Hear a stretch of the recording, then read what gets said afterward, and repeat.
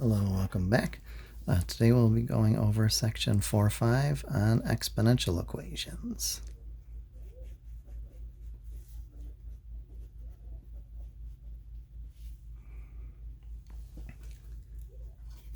So the idea here, what makes an equation an exponential equation is basically where the variable is. We've seen equations like 5x minus 2 is 11 was linear, and 5x squared minus 2x plus 3 is equal to 0 was quadratic. If we have 5 to the x power is equal to, I'll just say 11, variable is in the exponent, that is an exponential.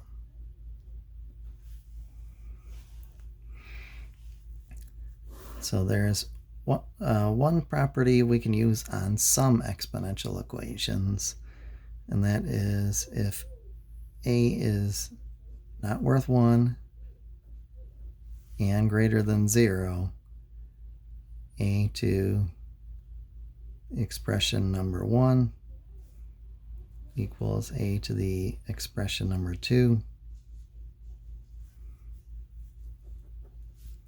If we know that, then we know expression number 1 has to equal expression number 2. So let's see that at work. First with the simple one. We'll say 5 to the x is worth 25. Well, if I hang on to the 5 to the x and rewrite 25 as 5 squared, we do know that 5 squared is worth 25.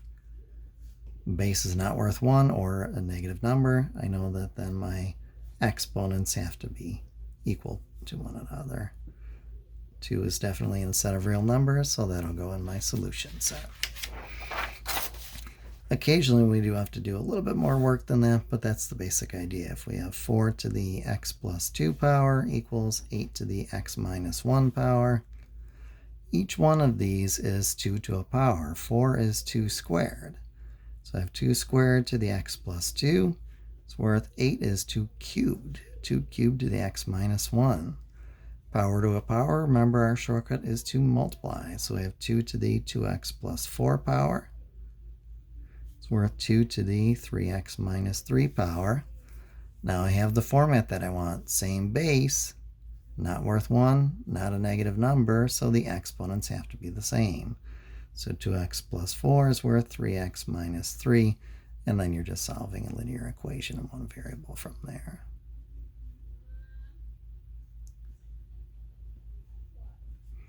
So 0 plus 4 turns into a 4, negative 2x plus 3x is a 1x, and then minus 3, and then we'll just add 3 to both sides. 1 times x is x. Negative 3 plus 3 is 0, so 7 is worth x. So that goes into our solution set. So 4 to the 9th and 8 to the 6th will give you the same number. You can punch that into the calculator and confirm that. So the nice thing about that method is it's pretty straightforward. The thing that isn't so nice is that it's only useful on some problems. However, we do have some properties that will work all of the time, and that is doing a logarithm. In this course, we're just going to use the log key on your calculator, just L-O-G, log, as a key. Taking the log is doing basically an operation.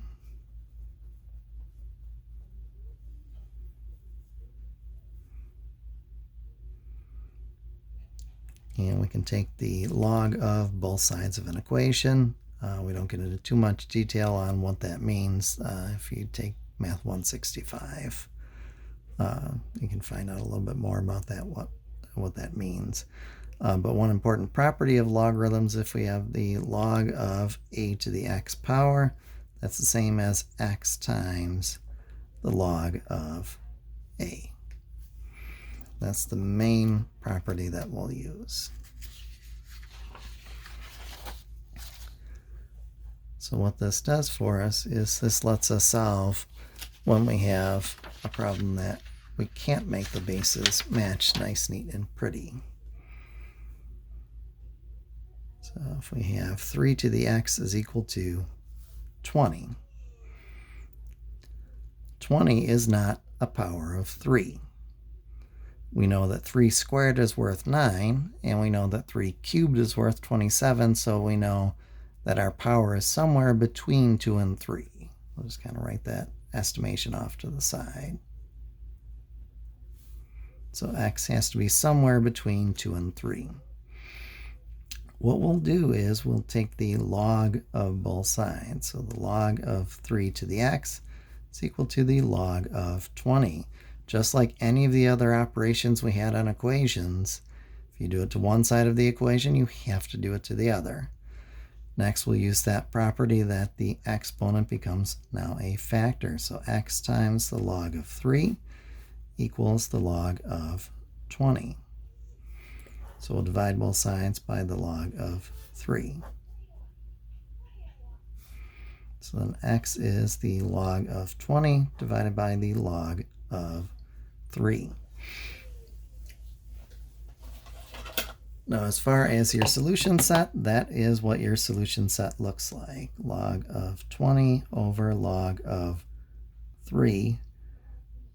You do have to have the log in both the numerator and denominator. This is not equal to the log of 20 over 3. That is a totally different value. Just to convince you that our results are correct here, that it is what we predicted, 2 point something, here's your log key. So log 20, it may open a parenthesis on you. That's good. Close it up, divide by log again, 3, close it up, hit enter, and you should hopefully see there 2.726833028, and it goes on forever. But we predicted it would be between 2 and 3. I'm not really interested in the decimal answer unless you're answering a word problem. If it's asking you to solve, just leave the exact form like this as your solution set.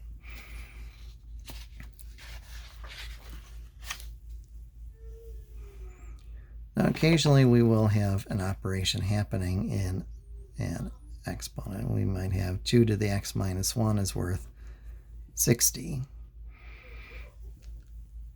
Well, we can get reasonably close to what our exponent should be worth. 2 to the 4th is 16, which means 2 to the 5th is 32,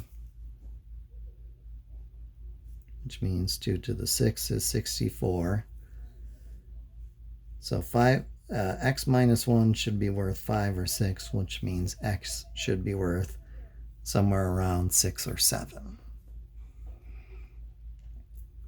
60 itself, though, not a power of 2, so we will do the logarithm. Log of 2 to the x minus 1 is worth the log of 60.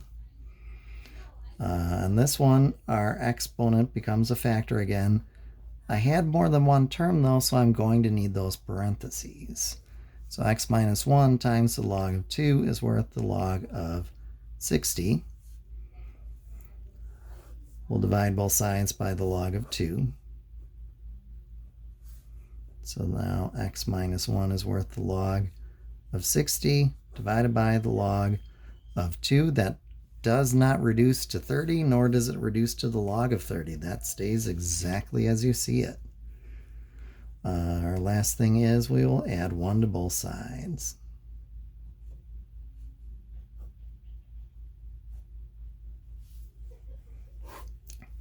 So x plus 0 turns into an x, so x is the log of 60 divided by the log of 2 with a plus 1 outside. So that's what will go in our solution set.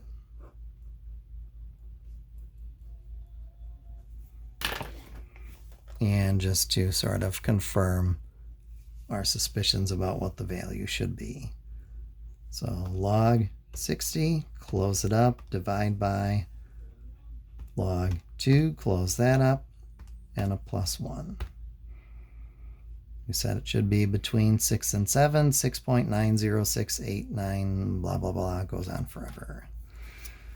So just where we expected that it should be. So that was a nice short section.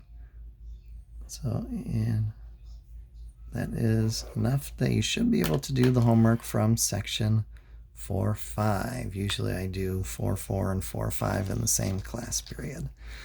If you have questions, please get in touch with me. Otherwise, I'll see you next time. Stay safe out there.